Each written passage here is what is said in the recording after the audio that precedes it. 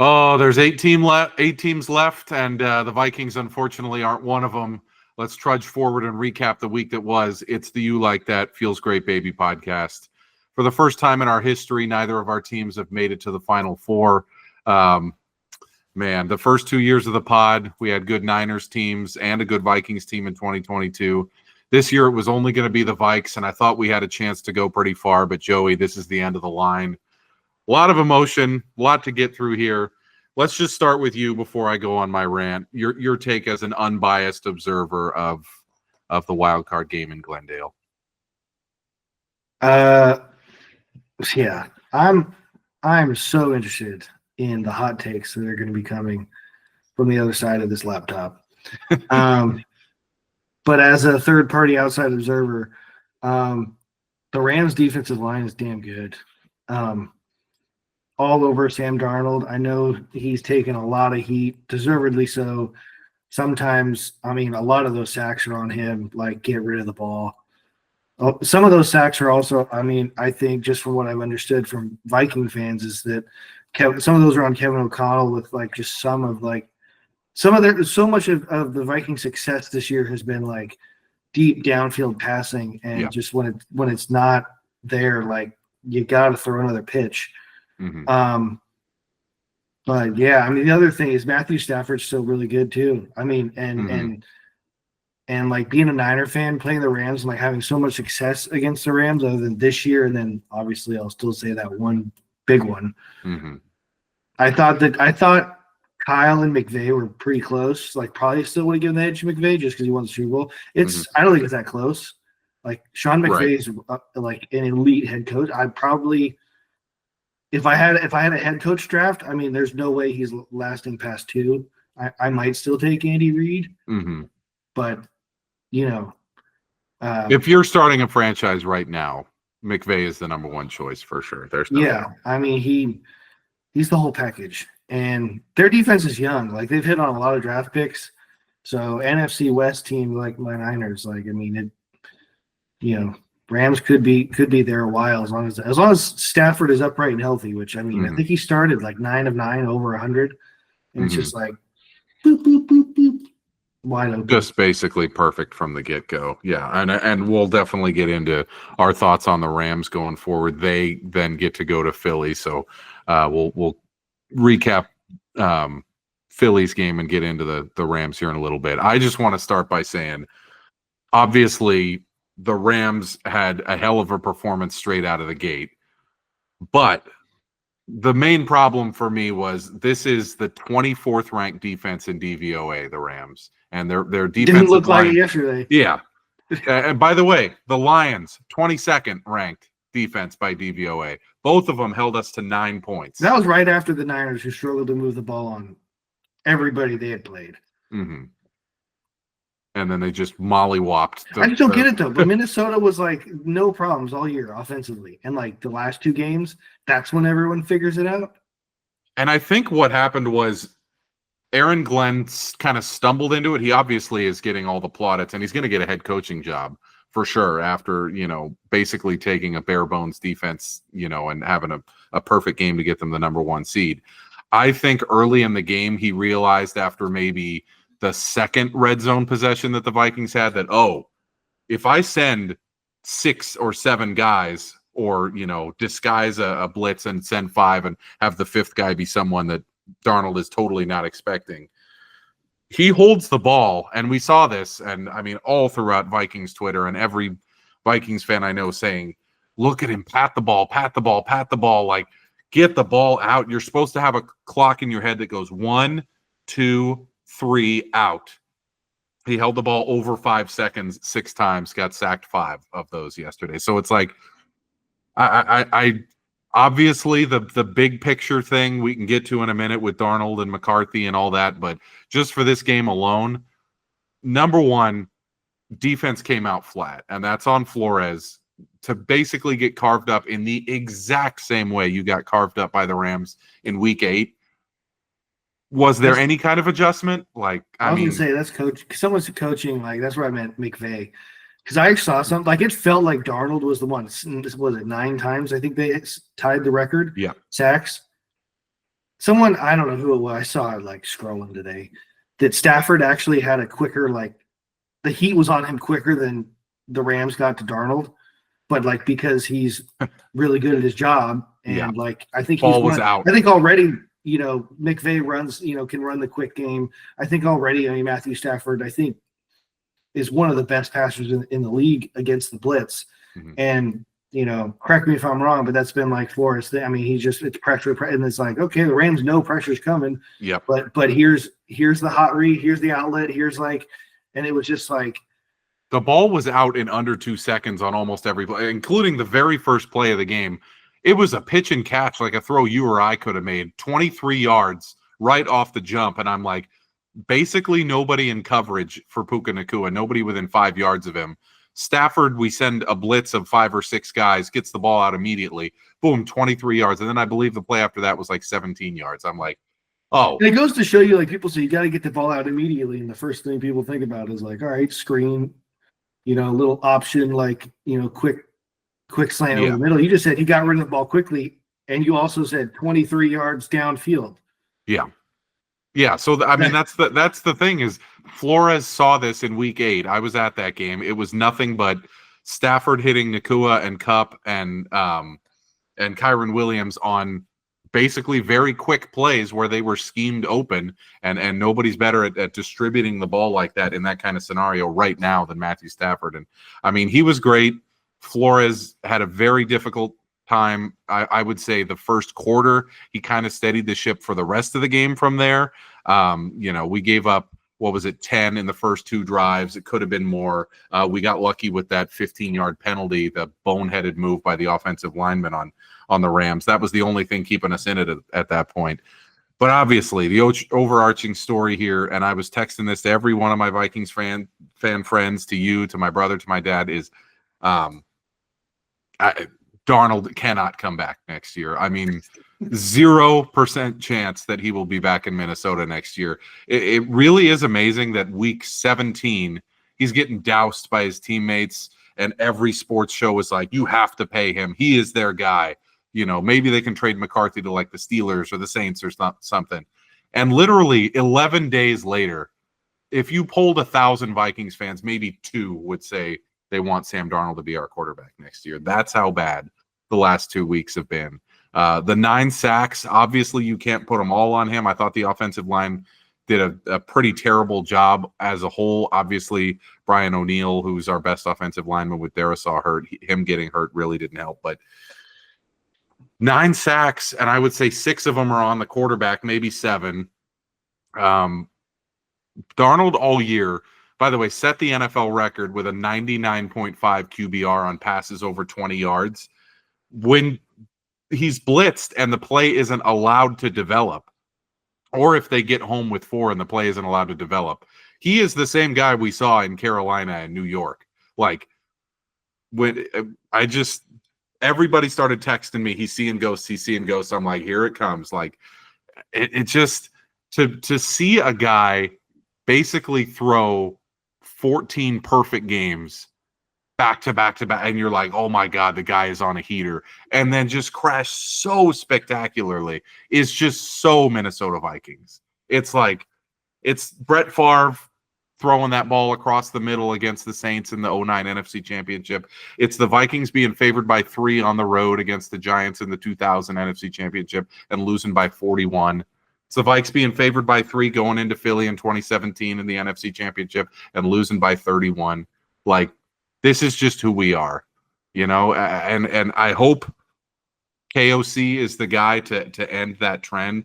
But you could tell very early in this game, I'm talking 3 minutes into the game, that this was just going to be the same old Vikings, and it's just a killer. I heard that, so I told you I watch like Viking post game, and it's I never, no matter, even unless it's like a team I hate,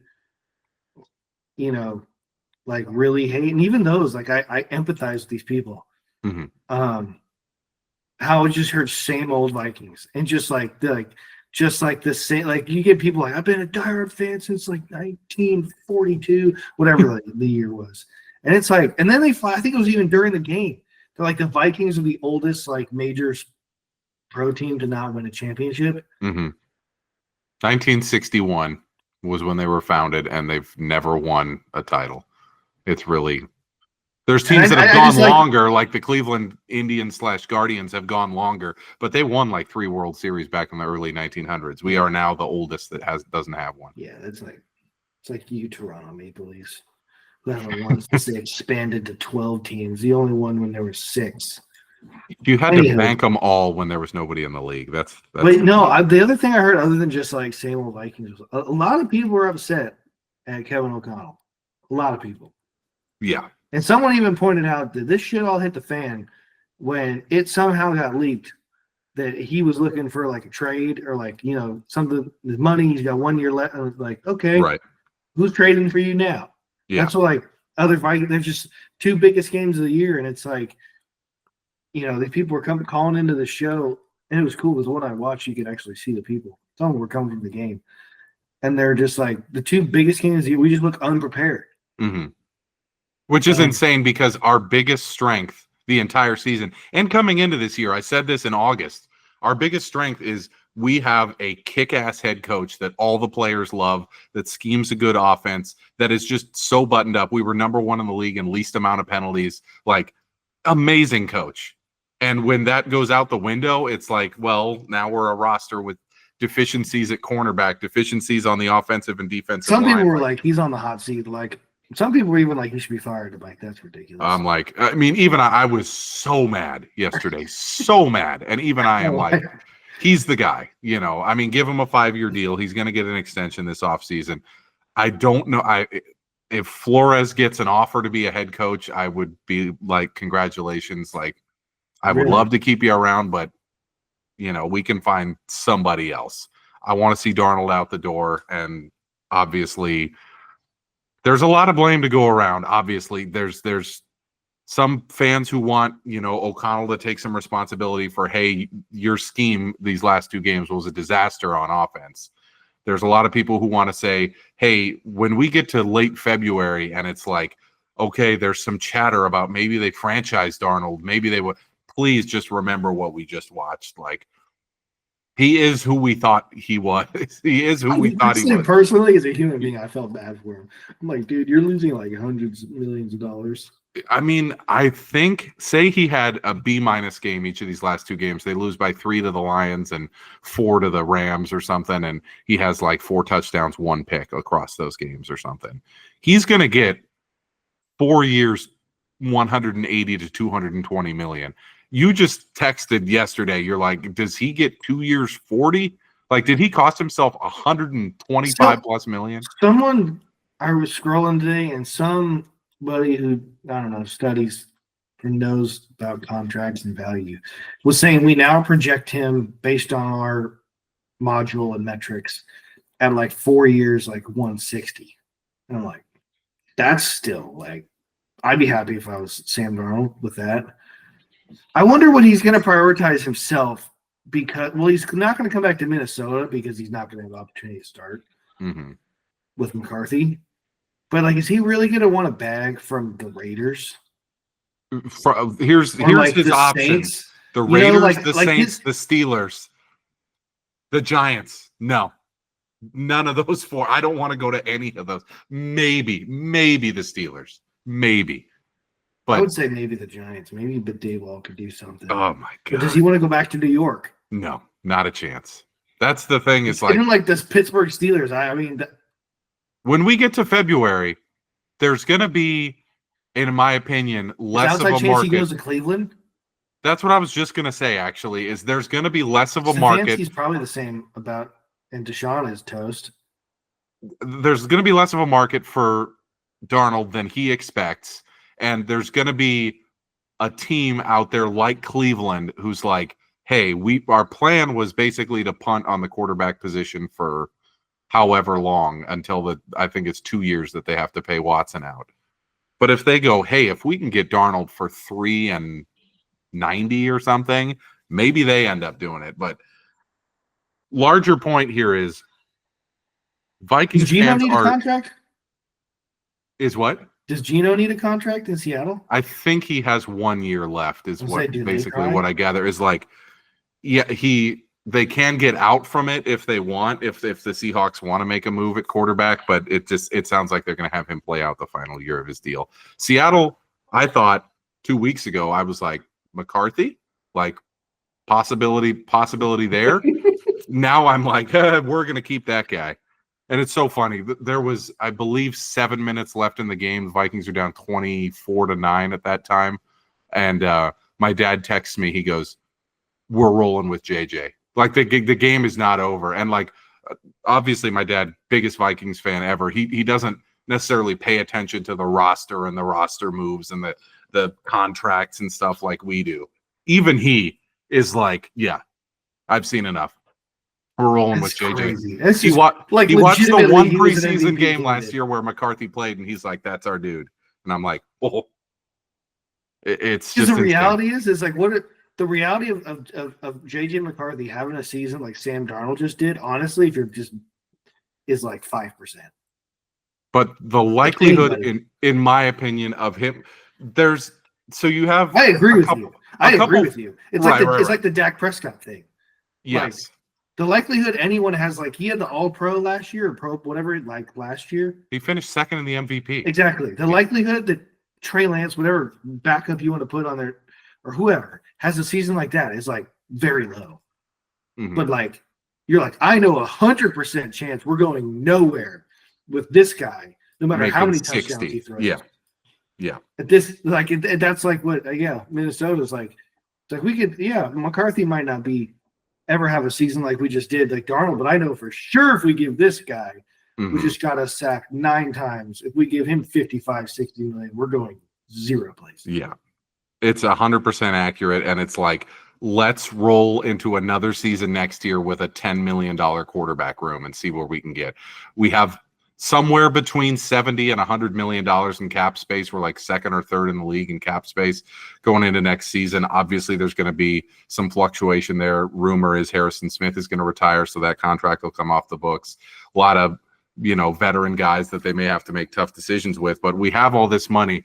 Spend it on the trenches and roll with McCarthy. Sure, maybe sign Daniel Jones to like a 1 year, $8 million, $10 million, $12 million deal like you did with Darnold as an insurance policy in case McCarthy gets hurt again, because he can't roll into it with Mullins or someone like that. It's got to be somebody who, the fans can conceivably be like, okay, let's see what this guy's got. But the money needs to be spent in the trenches. Like corner, sure.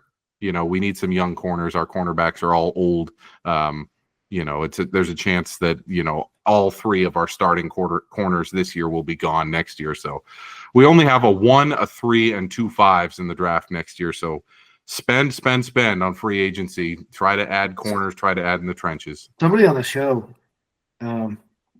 floated out a Jordan Addison trade just for picks. Yeah, because we badly, I'd love to get a 2 and a 3 or a 2 and a 4 for somebody. I don't think I'd want to part with Addison. Maybe if a team needs a tight end, we could see what Hawkinson would fetch. He's an excellent player, but he's definitely a slight level down from what he was before the injury. But I don't know, man. It's a tough spot. We're very, very likely to be not as good next year as we were this year in terms of record. Well, the only way to go is 15-2.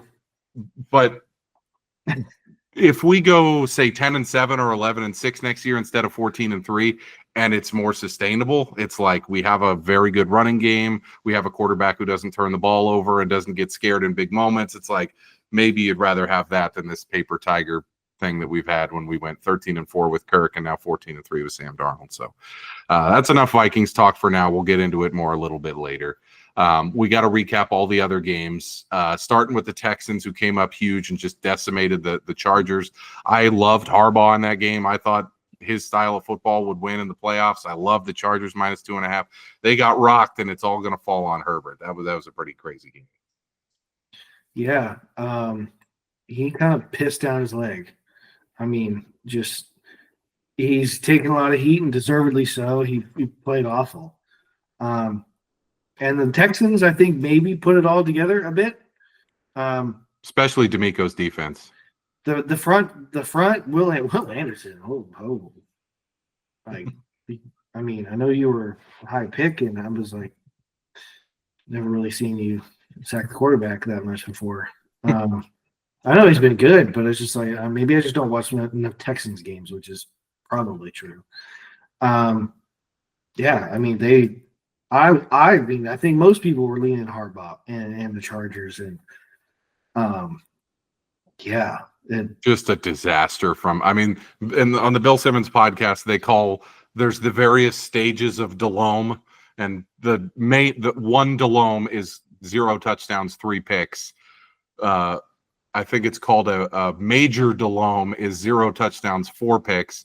And then the full Delhomme is 0 touchdowns, 4 picks, including a pick 6. So Herbert was right there at the full Delhomme. Just an absolute disaster in that one. But the corners and defensive line for Houston were the story of that game. So good on them in a game where I think people were ready to bury him. Stroud was pretty good. Collins was pretty good, but the defense was the star there.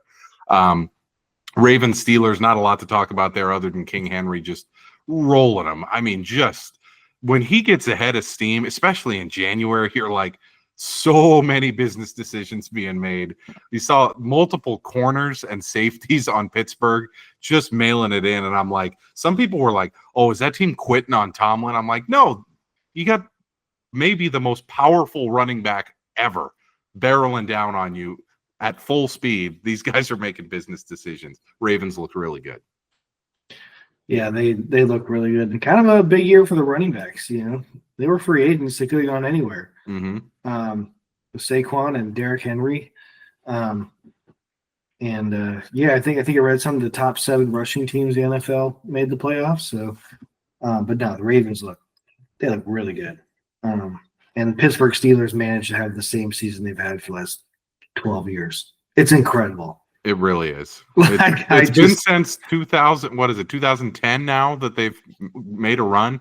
Like, but the thing, I don't mean this in a good way. Like, they're also not awful, right? Where like they make any changes, like try something new. It's like, someone put up a graphic today. And someone put a graphic today that showed 2 coaches side by side with just their records and playoff appearances and number of seasons as a head coach.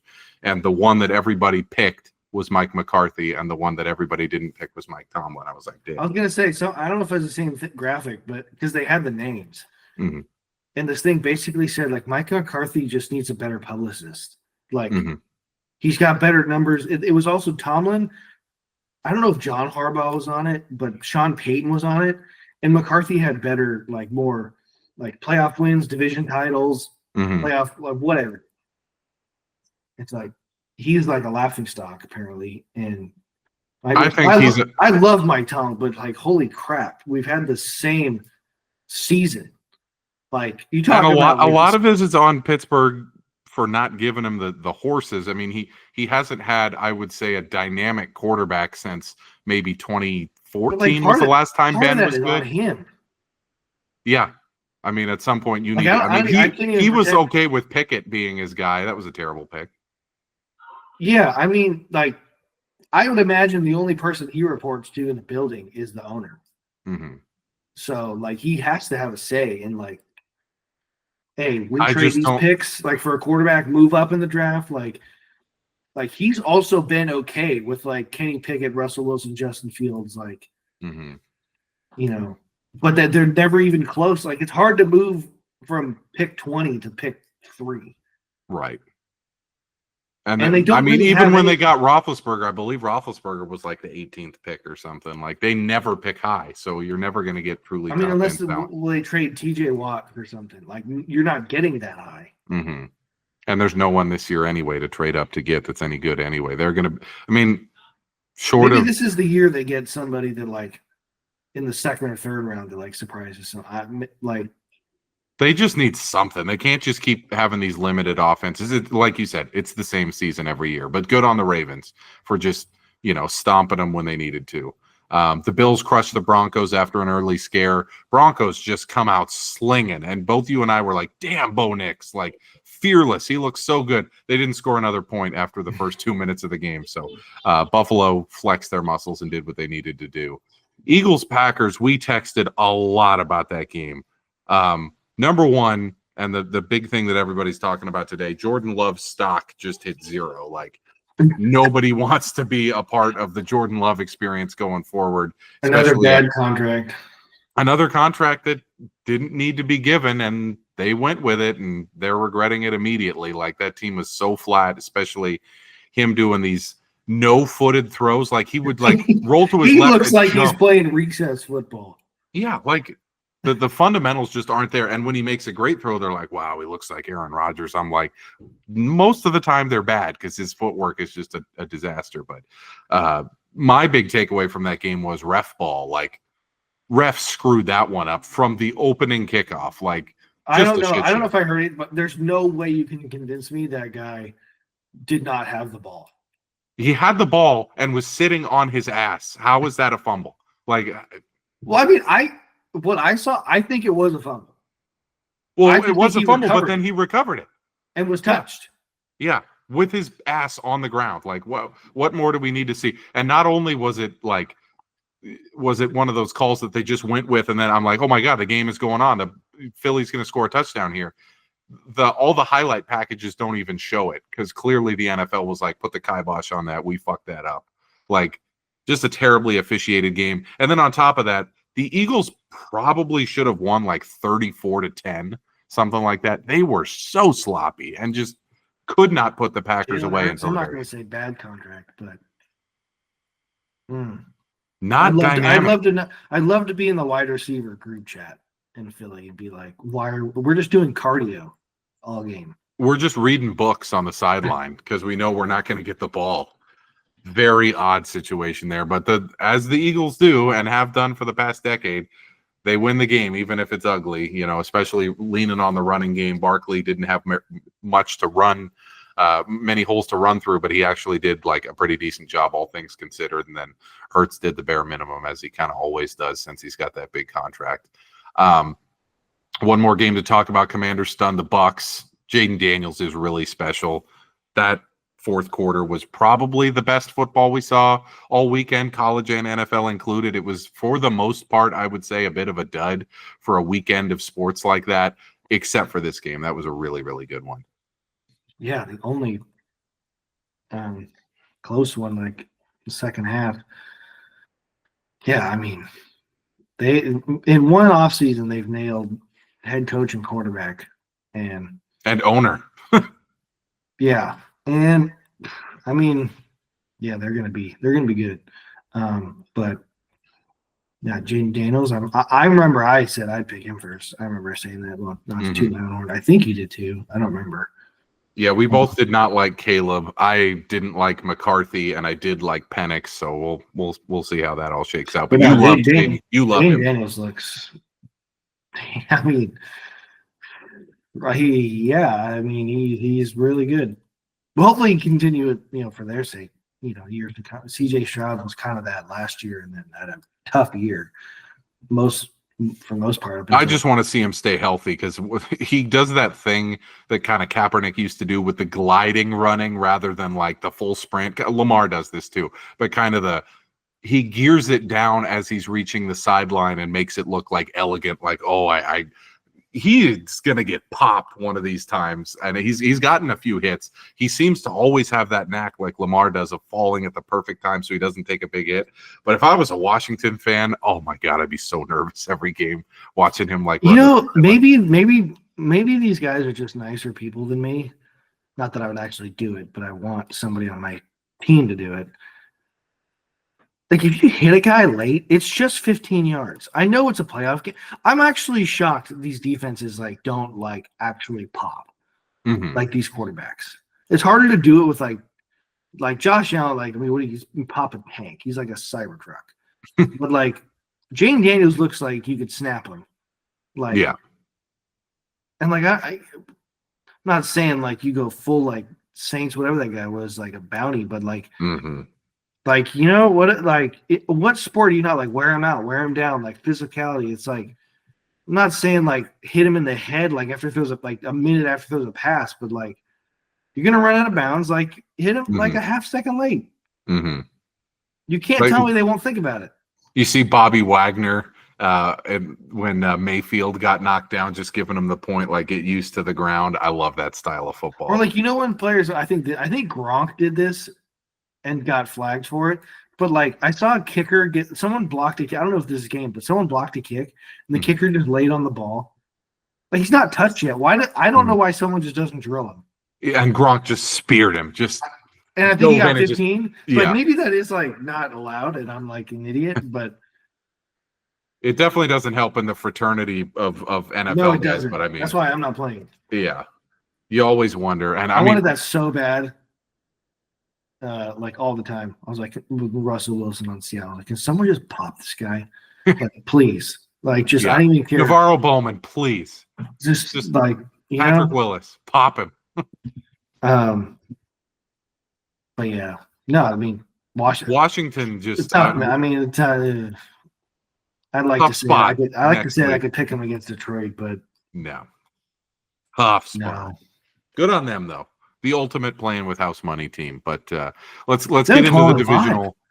They went 12-5. 12-5. They've won, I think, 6 in a row now. So they got momentum, but tough spot next week. Let's get to the divisional preview. Houston at Kansas City. Kansas City favored by 8. This is the Saturday 1:30 ESPN game. Houston contractually has to be the first game every week. I was going to say they're the Houston Saturday 1:30s. Yeah. I think that it said their last 10 playoff games have been Saturday at 1:30. I'm like, yeah, that makes sense. Because they were 1:30 last year Saturday, and then 1:30 Saturday in Baltimore, right? Yeah. And literally every game that they've played in their franchise history has been the first game played that weekend. I'm like, totally makes sense. They're the opener, but I in my opinion, for Kansas City, that's about as soft a spot as they could have hoped for. Houston, obviously, we talked earlier, they got a great defensive line situation right now with Hunter and with Anderson. The corners are great. Stingley had a really good game in the last one. They're excellent at that facet of the game. I think in all other facets, they're going to get pummeled. I think Mixon looks kind of slow. Obviously, Nico Collins is amazing, but he's really the only target right now. Maybe Dalton Schultz is showing some life, but I mean, the reason Stroud is struggling is he doesn't have 2 of his top 3 receivers with Diggs and Dell out. I just don't see how Kansas City doesn't put the hammer down in this one. I think everybody and their mom is going to bet Kansas City Detroit on a parlay or a tease, just thinking these are 2 stone cold locks. Is there any scenario where Houston comes in and wins this one, in your opinion?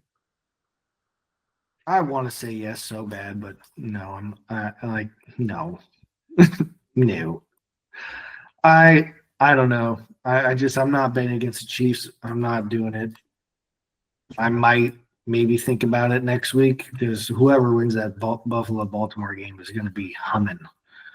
This is to me, this is very like New York Jets with Mark Sanchez at New England Patriots with Tom Brady. Like that level of, if they won, it would be that Titanic of an upset where it's just like, really? Like these Texans against those I don't even think it's the Texans. I think it's anybody that's not Buffalo or Baltimore. Right. Like if the Chargers were this game, maybe because it's a divisional game, I would have thought it might have been something else. I probably would have leaned Chargers if it was, say, Chargers +8 here. I maybe. Yeah. But then again, Denver would have got absolutely waxed. Pittsburgh would have got crushed. It's like, yeah, Andy Reid off a bye.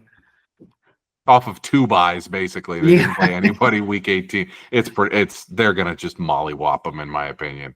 Washington at Detroit, the second game. This is the Saturday 5:00 Fox game. Detroit's favored by 8.5. I think this is too much too soon for Daniels and the commies. Feels like Detroit's just going to physically outmatch them from the get-go. They're apparently getting Montgomery back. I just think this is it. They're the ultimate playing with house money team, the Commanders right now. I don't think there's any way. I think it's more likely Washington beats Detroit than Houston beats Kansas City. I give them both as a low percentage. Just because Washington's offense has a little bit higher ceiling. And like Kansas City has just done this so many times. Like this is ho-hum, like divisional round. Like it, and I felt this last year with the Niners. Like they had a really good year last year, and their 2 playoff games were hard. Yeah. And they shouldn't have been. And when you're the 1 seed, and especially Detroit, like this is the first year where it's like, okay, 2 home games get the Super Bowl. Like Detroit is, I don't know what the odds are. They got to be a heavy favorite to win the NFC. Yeah. To get there, like you still have to win 2 home like playoff games. Yeah. And it's just weird shit happens. Like you fumble the opening kick. Like say the one Washington thing that you can and like that you can say here is 7-0. the total is 55.5. So like Vegas thinks that Washington's going to score a ton of points in this game. They think it's going to be like, I think they should. 29-27 or something like that, or 30-23, something in that range. I think Washington can put up points. I just think Detroit's going to run wild. They could score 40. Oh, I probably expect them to score 40, but I'm just there's a part that's just like you still got to do it. And as we saw with Niners Packers, I like that, but it's also just even other like I remember when the Niners went to Green Bay and knocked off Green Bay in the division. Like some teams aren't used to getting a bye, and especially maybe Detroit. I don't know how Detroit's going to react to that because like even when they didn't need to beat the Niners, Dan Campbell's like, we're bringing everybody. We play to win every game. What'd you do last week? They've literally never had a bye in their franchise history. So yeah, I mean, I fully territory. expect them to win. I'm not going to go hot take and say they're not going to win, but like, it's just a different. I mean, that building's going to be nuts too. Tough spot for Daniels as a rookie, but good on them for getting there. I'm confident. Detroit's defense is not. I mean, I don't know. I think Washington will give them a game, but I still don't think they win. I'll be pulling for Washington to make it a game. We need a competitive game here. Yeah, we badly need a competitive one. But the way what is it? +8? 8.5. I lean Detroit there, but I don't think they cover. Rams at Philly. Philly -6. This is the Sunday NBC game at noon. Eagles were not very good in round 1, but in my opinion, it's a pretty good matchup for them on paper with them being a running team. And, I think obviously we saw the Rams pass rush was excellent yesterday, but you can get them on the ground a little bit. There were a few long runs for the Vikes yesterday. So it's a decent matchup for Philly. I lean towards the Rams +6 here just because of how the Eagles looked in round 1. Your thoughts on this one? By the way, weather looking like might be a factor here. 50% chance of snow. Now, this might be odd take. I think the Rams beat them. I do. Okay. I think there might be a little something extra from, a little extra motivation for what's going on down where you live, but they look good. Yes, they look really good yesterday. And I don't think that's all just Sam Darnold shitting himself. And I don't think that's all. I think the Rams, if you take away the first part of the season where they had everybody hurt, like they're really good. And head coach and quarterback is skewed so far to the Rams in this game, it's not even funny. Yeah. And that's a big part of it. Am I a little worried that the Rams pass rush will get neutralized by the Avengers that Philly manages to have every year? Yes. Do I think Philly can run the ball? Yes. But Jalen Hurts looks like he struggle to throw in a dome right now.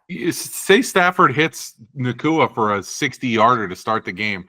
Do the Eagles have the firepower to keep up in a shootout? I don't think so. They're the ultimate play from a head Eagles team. Defense will have to keep this, which that and the weather they might. They might keep it lowish, probably maybe 2017 something. But if Stafford looks like he did yesterday, they're going to cover that 6. No. Yeah, I mean, +6 too. No. The Philly did not look good. Packers should have got rolled. It was 22-10? Yeah. I think the Rams beat them. Wow, that's a big one. That would be pretty crazy if the Rams were to go as the 4 seed to the NFC Championship. Same exact thing they did in 2021 when they won the Super Bowl. They were the 4 seed and won against, I believe, the Cardinals, then at the Bucs, and then the Niners when they got to host.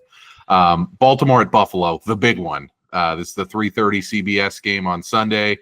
Legacy-defining games for Jackson and Allen. I also think for McDermott and Harbaugh. Harbaugh it's now been 12 years since he's been to the Super Bowl. Obviously, Lamar looking to get over the hump. Allen looking to get over the hump. The thing that really just like, obviously it has all the makings of an instant classic, but whoever loses this game is going to just be a meme, and it's like so unfair. Is it though? Like, I don't like, you play to win the game. Like, it's not even Kansas City. Like, so I don't, but that's the thing. I don't know who it's a bigger game for. It is freaking huge for both teams. Mm-hmm. Because the crazy thing is, it's like, yeah, the congratulations. You think you're over the hump, and then the bully comes next week in their house. Yeah. If the Ravens is this a matchup to determine who then gets to lose to Mahomes yet again next week? Or do you think, because I do think the winner of this game is going to win next week? I'm not going to go on a limb. I'm not going to say they're going to win, but I absolutely, they should expect to win. Mm-hmm. Like, this is not like going into a invincible, despite their record. And like the Ravens or Buffalo should feel like they have a very good chance of beating the Chiefs in Kansas City. Will they? I don't know. But no, it's a great opportunity for one of them. Yeah.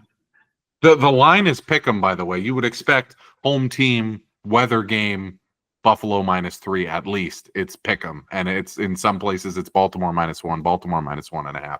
So clearly people think Baltimore is a significantly better team. Otherwise they wouldn't be pick 'em or favored on the road at Buffalo. Buffalo's never been a home underdog in the playoffs in their history. They're all 18 games prior to this. They were the favorite at home. So. Both teams need to at least play well. I mean, you cannot have a stinker. Like, was it last year? Or no, was it last year? What was the game that like Buffalo had a home game in the divisional round, I think, against the Bengals and just got rolled?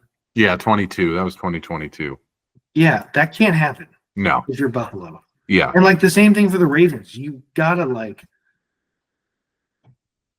you gotta get to a Super Bowl. I'm not even saying you gotta win it.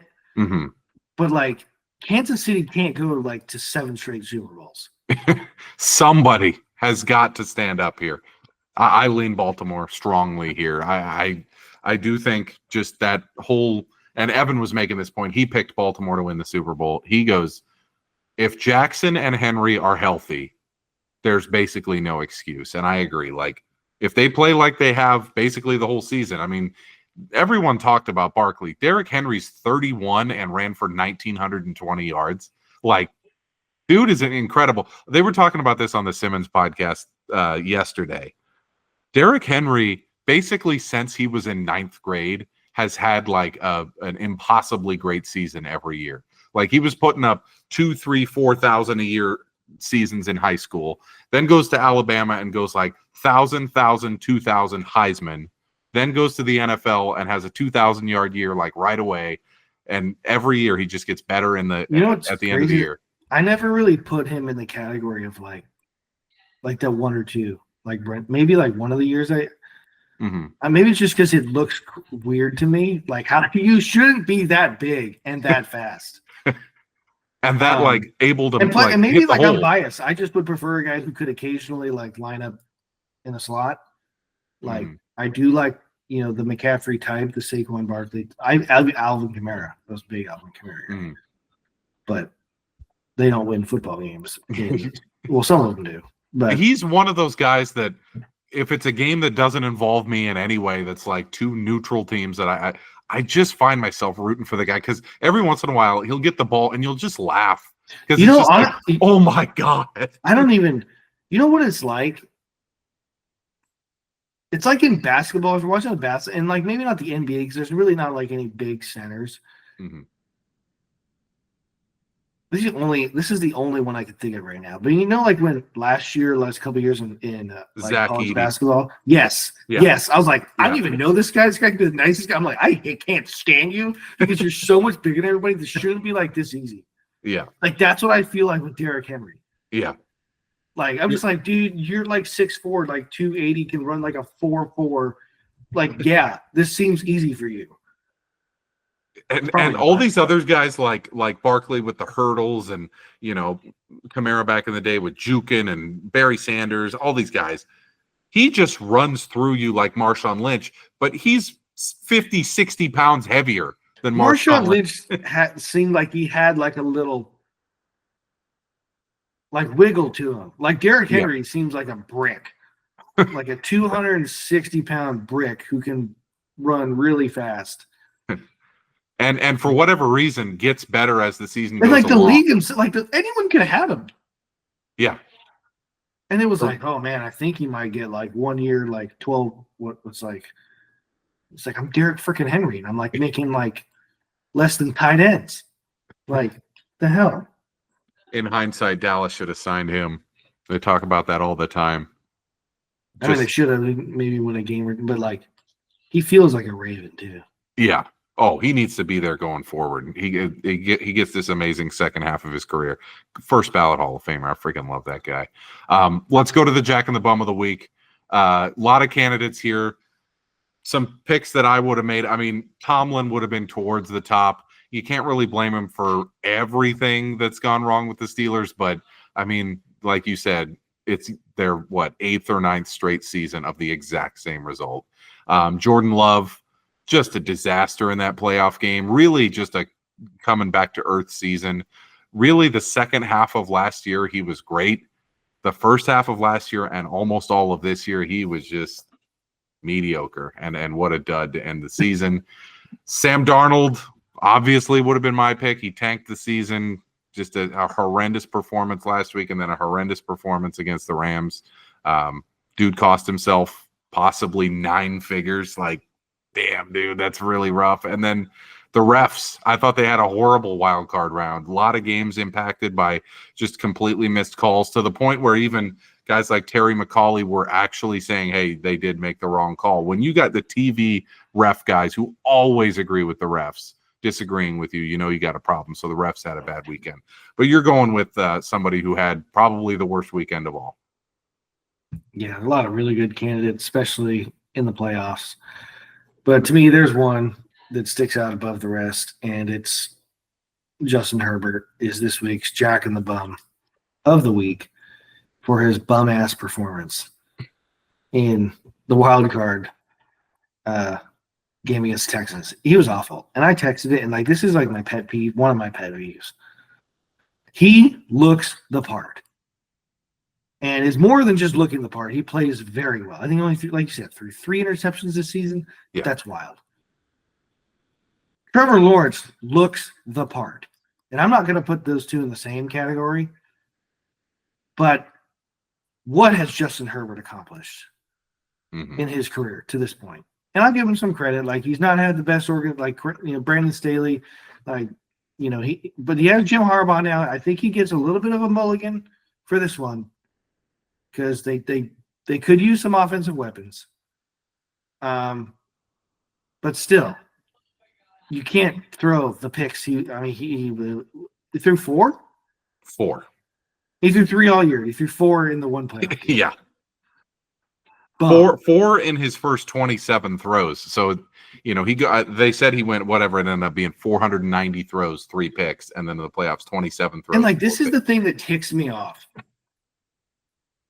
I mentioned it about Brock Purdy texting you. If Brock Purdy has that in a wild card game, people are like, dude, you should be looking at 2 years, $20 million. Bum. Justin Herbert gets it, and he's like, oh yeah, no, really good quarterback, just tough day. But he's obviously franchise guy next year. Didn't have good weapons, Sam Darnold has that. What's the difference between Sam Darnold and Justin Herbert? Herbert was worse. And people are like, Sam Darnold, dude, I don't think we can give you away for a Gatorade right now. And Herbert, it's no, he's worth every penny, 55 it's mil. Yeah, 0 playoff wins and blew a 27-point lead. The first one and this one literally threw the ball to the other team more than he did all year. And I can't stand it. We did it with Mike McCarthy. Show the silhouette, who's who, and you're like, oh my God, the numbers clearly say this guy. And it's oh, that wasn't who I thought it was. And it's just Sam Darnold needs a better publicist. I Mhm. I can't stand it. Why does Herbert keep getting the mulligan? Is it This that? is not just him. It's not just he was awesome. Oh, yeah. There's really only like a few, like there's 4 guys and crazy, like they're all in the AFC. But like Mahomes, obviously, him, Burrow, Allen, and Lamar. Like you guys can have that. I mean, Lamar, I think he's gonna show a little bit more. I'm like, but he looks fantastic right now. And you want to put Matthew Stafford there, like probably Hall of Famer at this point, Super Bowl champ. Everyone else, Jordan Love, Tua, Jalen Hurts, Purdy, Sam Darnold, all these guys, like you're all the same. You're all the same. And Herbert has to be in that group. We trash Trevor Lawrence more than about anybody. He is a little closer to Trevor Lawrence than we thought. Like, yes, cannon arm, durable, as Harbaugh says all the time in his press conferences, quote unquote, the toughest quarterback I've ever been around. I get it. Dude takes a lot of hits. Didn't he also say like J.J. McCarthy, something about him, like he was like the best quarterback in the league or something? Oh yeah. Like when he was not even in college, he was saying something about his like NFL. I'm like, Jim, just because he's your quarterback does not mean he's the greatest thing ever. Really, you could be really good. Why didn't you trade Herbert to the Vikings then so that you could select McCarthy? I don't know. But yeah, that's an excellent choice. Herbert for bum of the week. I mean, the absolute disaster performance with 4 picks. I mean, he was atrocious in a game that they easily could have won if he didn't turn the ball over. All year, he didn't turn the ball over. And then in the moment where it matters, he craps himself. He has to win a playoff game, if not multiple playoff games next year to get the monkey off his back, or this is just going to be who you know what? Maybe this might be my hot take, wildest take. The next year, January, whatever it is, the second Saturday, guess what the game's going to be? Chargers at Texans. Because the Texans play that game every year. The Chargers ain't winning the division. So might be the same thing. Yeah. That he's got to win multiple, in my opinion, to just kind of get people off his back. Kind of the way Lamar has to win multiple playoff games in a single postseason to kind of just shake it. I'm probably too hard on Lamar. I'm not gonna disgrace him with putting him with Justin Herbert right now. No. Right now, absolute disaster from that franchise after a really nice season for it to end that way. So there's Joey's Jack and the Bum of the Week, Justin Herbert. We went 3-3 on the You Like That picks of the week last week for the wild card round. This week we're going to pick the 4 games. Really leaning towards the favorites here. I like Kansas City and Detroit for sure. Kansas City -8, Detroit -8.5. I think this is Kansas City and Detroit's games to lose. This is going to be everybody's favorite money line parlay or teaser of the week, throwing those 2 teams in it. So those, I think it's hard to argue that the other team should be the bet here.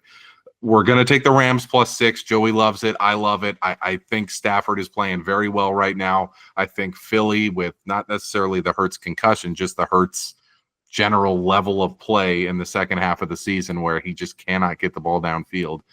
That's a liability, and I think unless Barkley goes wild and they get out to an early lead, it's going to be a close one that maybe Stafford can pick them apart a little bit. And then Baltimore, I like them at Pick'em. We'll take them just to win the game. I think they're going to run all over Buffalo.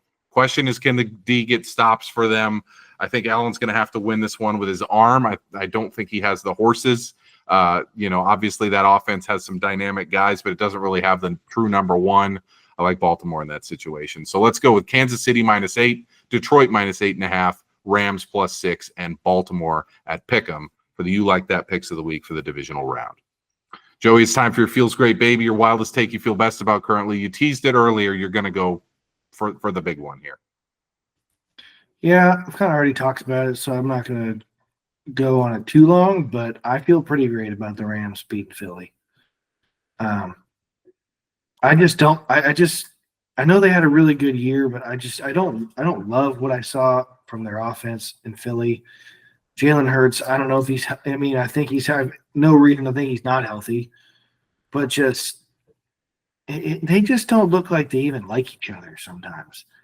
And I don't know. I mean, I've been burned by Stafford, in big games, and like for some reason, Cooper Kupp is like an afterthought.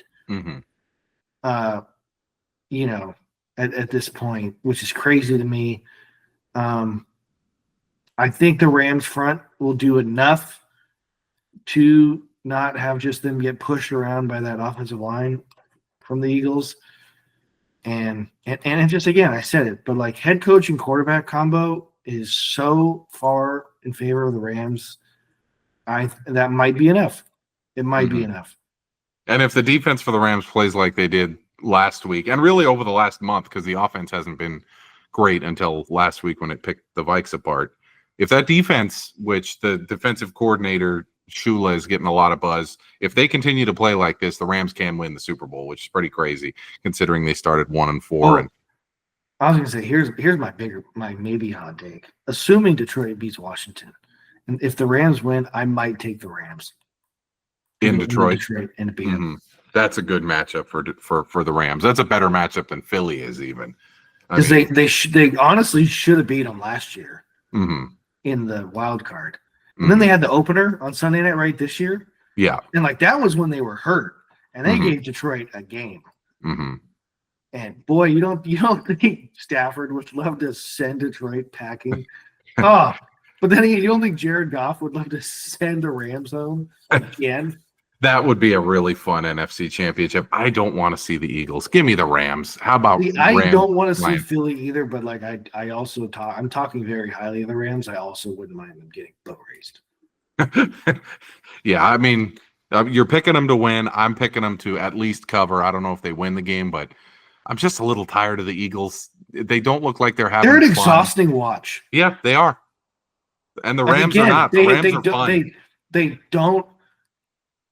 I don't know anything about Jalen Hurts is an exhausting player to watch. I'm not a fan or like a hater of him or like the team, like just as a fan of just football. His style of play is just exhausting to watch. It's like a much more talented, much more polished Tim Tebow type situation. Like it's just I thought you were gonna say Taysom Hill. No. I mean, he obviously Taysom Hill. Like, this is crazy because he did have a really, really good year, like in 22. I'm not going to take that away from him, but like it's just, and I'm so sick of the tush push. I can't stand it. I have no reason to make it illegal. I'd like it to be, but I don't know which. But like, I hate it. I hate the fact that like the only sideline bouncer that ever existed is Big Dom. Like I don't know who else has a Big Dom. It's ridiculous. And yet you're still the only team that their head coach is yelling at the crowd. I don't understand that. I thought if you had Big Dom on the sideline, keeps everyone in line. He'd be the enforcer. No. They're just such a sideshow. Like, just let the adults in the room move forward. Like McVay, Campbell. I just don't like Sirianni. I just don't. You know? What does he do? Exactly. You can't be a culture guy and your culture is shit. Yeah. Sneaky possibility maybe he gets fired partway through the season next year. Like, even if they get to the NFC Championship or, God forbid, get to the Super Bowl, it's just, like you said, exhausting to watch them. I'm so tired of them. Let's close the pod. We like to keep these under an hour. Obviously, crazy situation with the wildfires moving the game. So I bought tickets for front row on the Vikings sideline for this game. And then I got the email on Wednesday early in the day that, oh my God, they moved the game. I was like, that's kind of premature. That seems kind of crazy. Maybe 2 hours after that announcement, a fire broke out a mile from where I live, and I could see it up in the hills just blazing. And I was like, oh man, this is really serious. It was a crazy week down here, man. Like right now the air is clear, and this wind event that we were supposed to have today didn't really materialize, and the fires are getting, knocked down. It seems like the two main ones, which are in Altadena, which is kind of by the Rose Bowl, and then Palisades, which is where Riviera Country Club is on the west side. Those are still burning pretty good. The big ones, like how close are they to you? The big ones are like 5 miles west and like 4 miles east. But there was one in the Hollywood Hills, which is like less than a mile from where I live, that popped up on Wednesday night, and they got that taken care of by like end of day Thursday. But there was panic, man. I mean, I live up against Rossmore Avenue, which turns into Vine Street, which connects to 101. It's kind of like the connection between Hollywood and the 10 freeway. So like maybe 4-ish p.m., 4:30 p.m., you start to see on the news, hey, there's a new fire that started in the Hollywood Hills. By 6 o'clock, people are leaving my building with big suitcases and getting in their cars. The street in front of our apartment complex, which our bedroom and living room look over, is so packed that people can't move, of people trying to flee. And we had absolutely no intention of evacuating. But we see so many of our neighbors and like people who live in the general area just all out panic. You know, gas station has 50 cars at it. People fill in their cars with all of their valuables. I'm like, do we need to? So Jamie and I started packing. We were like, damn, this is serious. The fire never got within 3/4 of a mile of us, and it got put out pretty quick. And it seems like things are getting better down here. But man, it was a wild week. There was for a lot of people in LA, a couple hours, if not a full day of like panic. It's pretty nuts. And it's been so sad down here to see, you know, whole neighborhoods go up. Yeah, no, I mean, it's awful. Wow.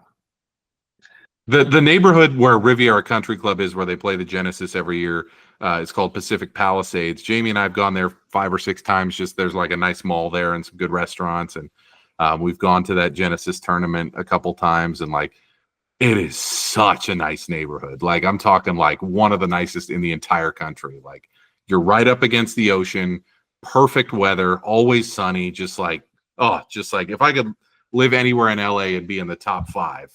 And it's gone. Like all but a handful of houses and shops are just gone. And then Altadena, which is kind of northeast of where the Rose Bowl is, above Pasadena, right up against the mountains there, big giant swaths, thousands of houses just gone. It really is just, the scale is unbelievable. Yeah, it's all, and the saddest part is I don't even feel like it's going to stop. Mm-hmm. Like not even in LA, but just like California just goes up in flames every year. I've seen all the news coverage about it, and what they say is like, yes, windy conditions affect it. Yes, you know, these supposed forest management issues are a problem. The number one problem is there's not rain. Like there hasn't been rain down here in 3 months. So all of the topsoil is just dead, dry, ready to burn. Like if there's even just a little rain in November or December, not a lot of this happens, but it's because there's been no rain for months and months. One little spark and it has all this fuel to just go everywhere. And it just, oh man, it was crazy. And it affected a lot of sports. I mean, you had the 2 basketball teams, I think, took basically a week off. They started playing again yesterday. The Clippers and Lakers played yesterday. The hockey games got postponed, I think, 2 or 3 times for the Kings. And then there's been a lot of stuff down here about like, should they have even played the Chargers game or the Rams game? There's lots of stuff about like, should they have played that Clippers game last night? Because people were like, oh, that's too soon. I think for the most part, they made the right move, but they've done a very good job on all of these broadcasts in terms of being like, you know, obviously this is just a game, and they do the things for donations and whatnot. So crazy week down here, man. And it's been we've had a few friends that we've checked in on who evacuated and then got back to their place. Luckily, we don't know anybody personally that had like damage to, you know, their house or anything, but a lot of people who were, you know, up in the Hollywood Hills and like saw the flames, you know, just right near them and got out immediately. But salute to the firefighters, man. Those guys are legends. And the dudes who fly the planes that then drop the, oh my God. I think that's pretty cool. Badass. Not the fire part, but I'm like, that is pretty badass. I saw something that showed the difference of rain between Northern California and Southern California. And yeah, apparently Northern California got like way more. Mm-hmm. We had the very first, so we moved down here in February of 2021. Our first winter here, so 2021 going into 2022, it was gray and rained for like 3 months. And I was like, this is not LA. This is nuts. And Jamie was like miserable. She bought one of those lights that does like simulated sunlight because she's like, I haven't seen the sun in 3 months. And then this last winter that's going on right now, It's been like summer. It's been like cold, but it feels like it's sunny.